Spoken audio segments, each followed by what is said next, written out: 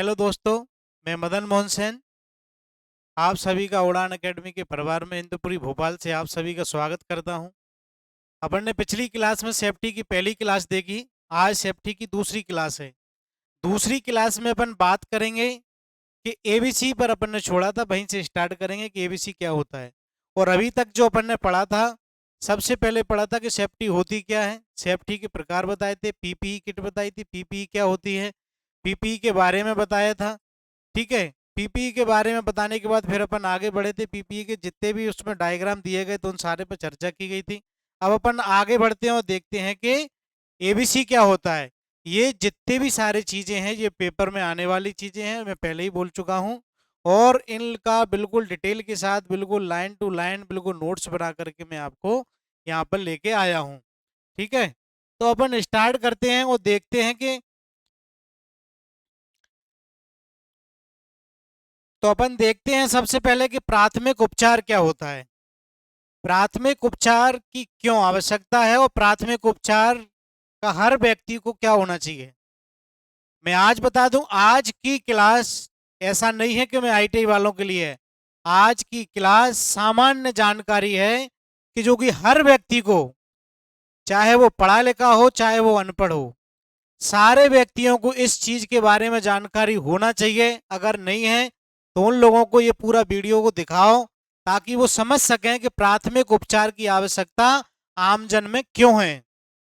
प्राथमिक उपचार के आने से, क्योंकि हर समय हर जगह पर डॉक्टर अवेलेबल नहीं है, और प्राथमिक उपचार की आवश्यकता इसलिए है क्योंकि अकस्मात अगर कोई घटना होती है तो अकस्मात घटना को होने से बचाने के लिए जो तुरंत सुविधा दी जा सके वो प्राथमिक उपचार के अंतर्गत आती है। तो प्राथमिक उपचार में अपन देखते हैं कि एबीसी क्या होता है। एबीसी के बारे में अपन जानकारी लेते हैं कि एबीसी होता क्या है। तो एबीसी का फुल फॉर्म क्या है? Airway breathing circulation. ठीक है। ये पेपर के हिसाब से भी इम्पोर्टेंट है और आम जन में भी ये बहुत ही ज़्यादा इम्पोर्टेंट है। सभी लोगों को इसके बारे में जानकारी होना चाहिए, क्योंकि किसी का व्यक्ति का अगर जीवन अगर फर्स्ट एड से मिल रहा है तो आप सभी लोगों का उसका ज्ञान परिपूर्ण रूप से होना चाहिए। ठीक है।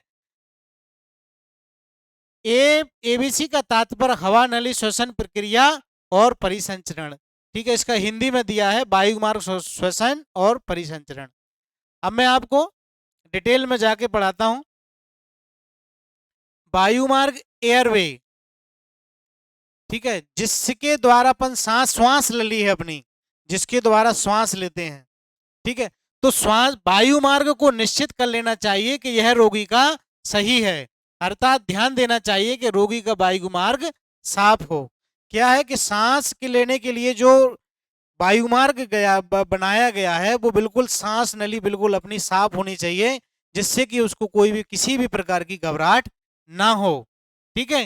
दूसरा है ब्रीथिंग। यदि श्वसन क्रिया रुक गई है तो पीड़ित व्यक्ति को जल्दी मृत होने की संभावना होती है, अर्थात उसे श्वसन क्रिया में सहयोग करें ताकि अगली प्रक्रिया को बचाने के लिए इसको पूर्ण किया जा सके।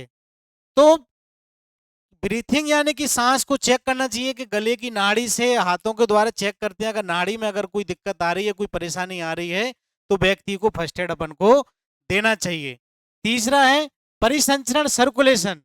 रक्त परिसंचरण द्वारा व्यक्ति जीवित रहता है। ब्लड सर्कुलेशन अगर फ्लो होगा तो व्यक्ति जिंदा रहता ही है, ये तो सीधी सी बात है ही। तो ब्लड सर्कुलेशन का बड़ा रोल है। ब्लड सर्कुलेशन अगर सही बहेगा तो कोई ना कोई भी परेशानी व्यक्ति को नहीं आएगी।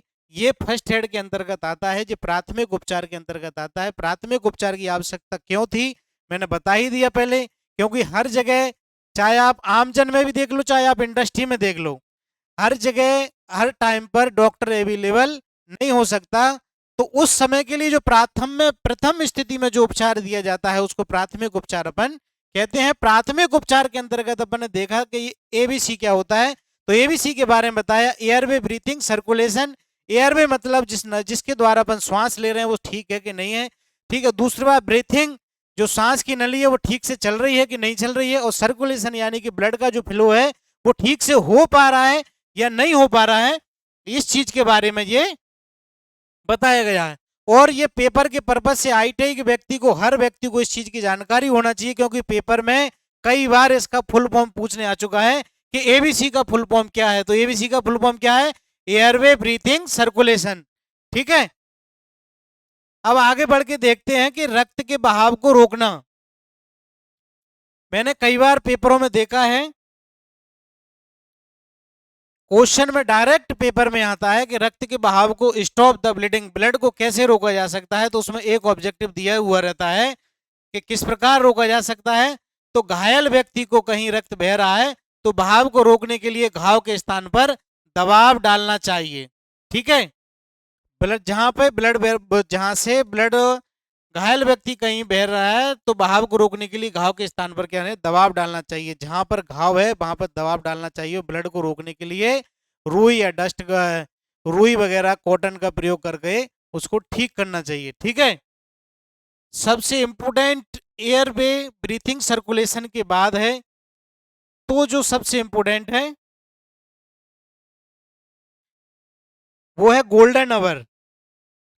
ठीक है, तो गोल्डन आवर क्या है, इसको जूम करके दो। ये सबसे इंपोर्टेंट क्वेश्चन है, आईटीआई का सबसे फेवरेट क्वेश्चन है कि गोल्डन आवर क्या होता है। ठीक है, गोल्डन आवर क्या होता है?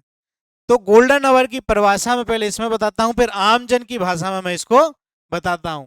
भारत के अस्पतालों में खतरनाक चिकित्सा समस्याओं जैसे कि सिर की चोट, बहुआयामी हादसा, हार्ट अटैक, स्ट्रोक आदि के लिए बेहतरीन तकनीकी है, पर मरीज को फायदा नहीं पहुंचता, क्योंकि उनको यह तकनीकी पहुंचने में समय के टाइम पर उपलब्ध नहीं होता। इन स्थितियों में आरंभिक 30 मिनटों में प्राय तुरंत मरने की संभावना सर्वाधिक है। इस अवधि को गोल्डन आवर कहते हैं।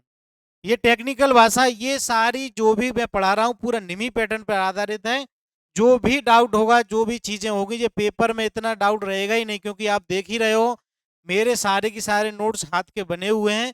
मैंने बुकों में से बिल्कुल एक एक चीज को छांट करके बनाया है कि ताकि आप डायरेक्ट जाकर के पेपर में जाकर के आंसर को टिक करें और आपका एक बार में आंसर हो जाए और कम समय में आपका रिवीजन पूरा हो जाए।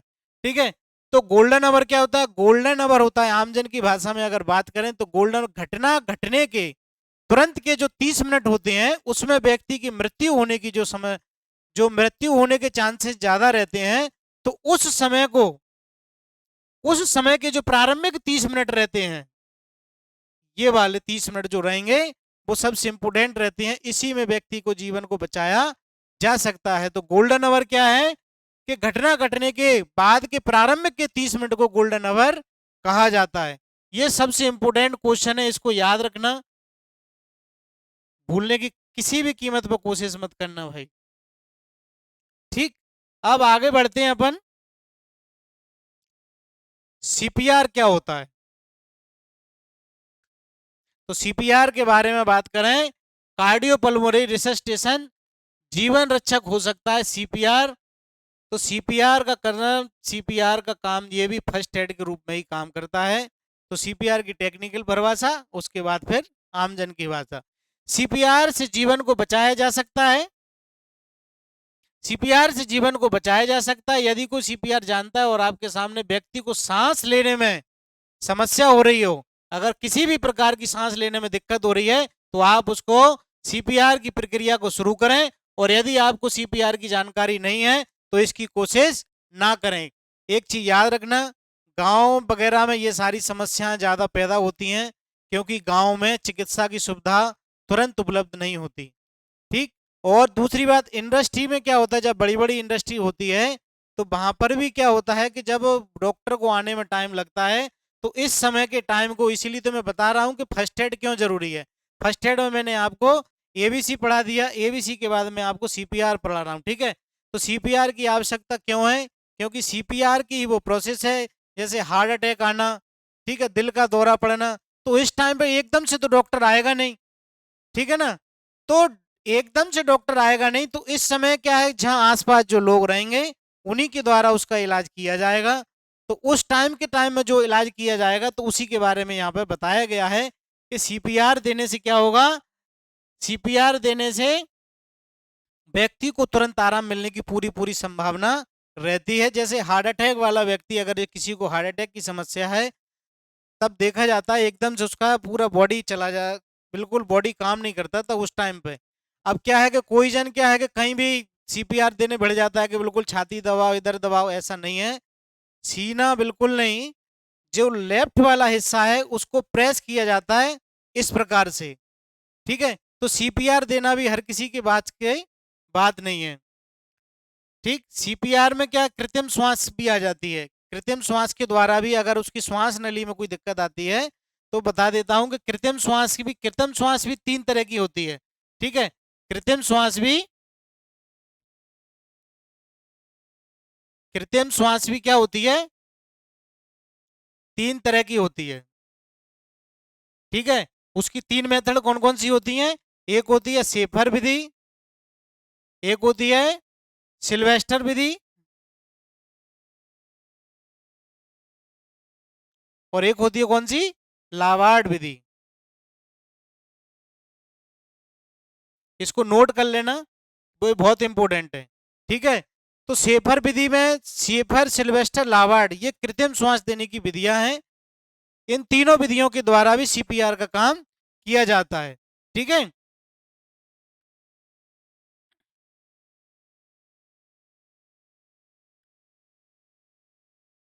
अब अभी अपन ने जितनी भी पढ़ाई करी उसमें अपन ने एबीसी सीपीआर के बारे में पढ़ा, पूरी जानकारी ली। बहुत अच्छा जानकारी है, सभी तक पहुंचाइए, पूरी जानकारी लीजिए। और हमारे उड़ान एकेडमी के चैनल से आप जुड़िए, टेक्निकल से लेकर नॉन टेक्निकल की सारी जानकारी आपके हाथों में है, ठीक है। मैं कई बार कह चुका हूँ और आगे भी कह रहा हूँ कि जितने भी व्यक्ति हैं साइंस के मामले में, हमारे गौरव सर, सुमित सर, ये सब लोग अपने अपने क्षेत्र के एकदम से, ये मानो कि अश्वत्थामा की तरह, भीष्म पिता की तरह बड़े बड़े विद्वान लोग हैं। इन्होंने अपने पूरे अनुभव के साथ पूरी टीम के साथ काम किया है। तो मैं तो यही कहूँगा कि आप जाइए उड़ान एकेडमी के इस प्लेटफॉर्म पर, सभी लोग अपनी साइंस को कंप्लीट करिए, टेक्निकल, और टेक्निकल को मैं आपके सामने पढ़ा ही रहा हूँ, नॉन टेक्निकल को आप यहाँ पढ़िए। जितनी भी कोई भी परेशानी आती है, जो भी बात होती है, आप बिल्कुल कमेंट करके बताइए, सारी चीज़ों का समाधान हमारे द्वारा किया जाएगा। थैंक यू, धन्यवाद।